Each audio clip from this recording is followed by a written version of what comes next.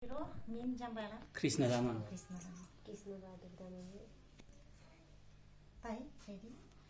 लासो लासो दर्शन नमस्ते फियाबुलजी।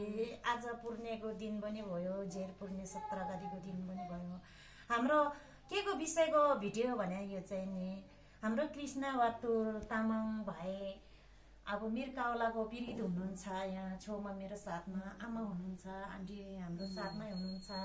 यो भिडियो चाहिँ सबतो हाम्रो इष्टमित्रले टिकटकमा पनि आउनेछ, युट्युबमा पनि एउटा भिडियो आउनेछ। सबैले सेयर गरिदिनु, लाइक कमेन्ट त तपाईँहरूले गर्नुहोस् नगर्नुहोस् मतलब होइन, मतलबको कुरा होइन। सबैको हातमा सबैको साथमा पुगोस् यो भिडियो। एउटा यो दुःखदको भिडियो हो एउटा होइन। अनि हाम्रो कृष्ण बहादुर हाम्रो तामाङ भाइ पीडित हुनुहुन्छ, बिरामी हुनुहुन्छ। उहाँलाई सक्दो सहयोग गरिदिनु होला। मेरो सम्पूर्ण बुद्धिजीवी हाम्रो मानकारी संस्कारी इष्टमित्र दाजुभाइ दिदीबहिनी सम्पूर्णलाई मैले 2 हात जोडेर बिन्दी ठोकेर आजको पूर्णेको दिन सहयोग गरिदिनु होला भनेर आग्रह गर्दैछु। मलाई पनि त्यति राम्रो मलाई पनि अब पढाइ लेखाइ नभएको मान्छेलाई बोल्नु त आउँदैन, बाँकी कुरा आफैले तपाईँहरूले सम्पूर्ण मेरो इष्टमित्रले बुझेर सही गरिदिनु होला। खाउँ लाउँ उमेरमा यस्तो सानो कालिलो उमेरमा यसरी बिरामी भएर बसेको छ। सम्पूर्णको सानो सहयोगले ठुलो सहयोग चाहिएन हजुर। जति सक्दो आफ्नो मनले आफ्नो इच्छाले सहयोग गरेर चाहिँ नि सहयोग मिलेर भोलि यो भएको उद्धार होस्, यो भए राम्रो होस्। भोलि हामीले तपाईँहरूले जस्तै इष्टमित्रले जस्तै यो भाइले पनि उहाँ जस्तै पीडित मान्छेलाई बिरामी मान्छेलाई सहयोग गर्ने मान्छेसम्म होस् मेरो चाहनाबाट चाहिँ। अब बाँकी कुरा उहाँ आमा हुनुहुन्छ, अब मिर्काउला उहाँले दिनु भनेर भन्नुभएको रहेछ। अब त्यसको लागि पनि त अब सबैभन्दा मेन कुरा त ठुलो कुरा त खर्च नै चाहियो। उहाँलाई पनि अब दोहोरी बिरामी हुने भयो, आमा पनि बिरामी हुन्छ। अब छोरालाई मिर्काउला दिँदाखेरि आफ्नो छोराको लागि आफ्नो मुटुको टुक्रालाई अब मिर्काउला दिन्छु भनेर भन्दै आउनुहुँदो रहेछ। सम्पूर्ण मेरो सम्पूर्ण साथीभाइहरूले चाहिँ तर सक्दो सहयोग गरेर सेयर गरेर यो भिडियो चाहिँ सेयर गरेर सम्पूर्णको हातसम्म पुगेर चाहिँ नि इष्टमित्रको मनकारी इष्टमित्रको हातसम्म पुगेर चाहिँ सेयर गरेर चाहिँ सहयोग मिलोस् मेरो तर्फबाट।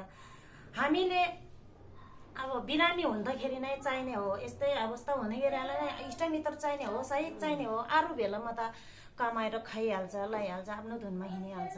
तर अहिले मान्छेहरू कतिपय मान्छेहरू अब औँसी पुर्ने जसो भनौँ न, अरू बेलामा चाहिँ अब मान्छेलाई अलिकति हेबाइ गरेर पनि खिसी गरेर नि अब यत्रो अब 20,000 खर्च 10,000 खर्च गरेर 50,000 खर्च गरेर तास खेल्छ, जुवा खेल्छ, गुम्बा मन्दिर घुमिन्छ।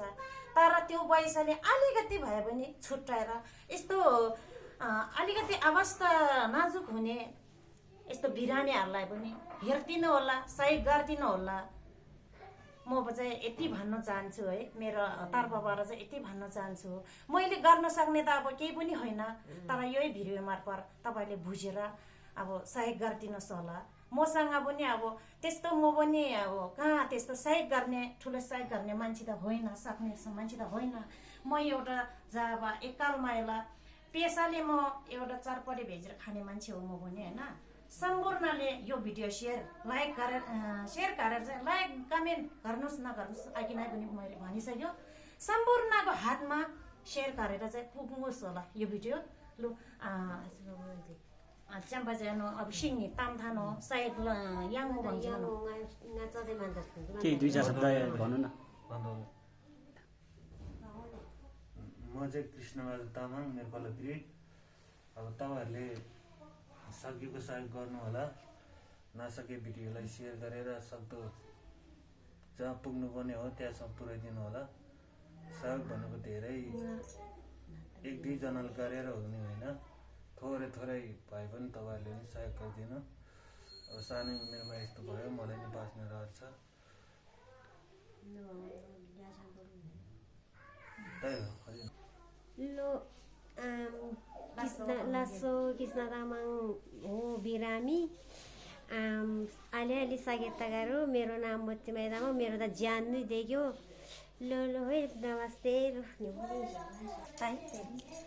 लासो लासो दर्शन नमस्ते मेरो सम्पूर्ण इष्टमित्रहरूलाई मैले चाहिँ कृष्णबहादुर तामाङ भाइको लागि मैले आग्रह गरेर अलिकति सानो भिडियो बनाएर सहयोग माग जुरोस् भनेर सहयोग मिलोस् भनेर सानो भिडियो गर्दैछ।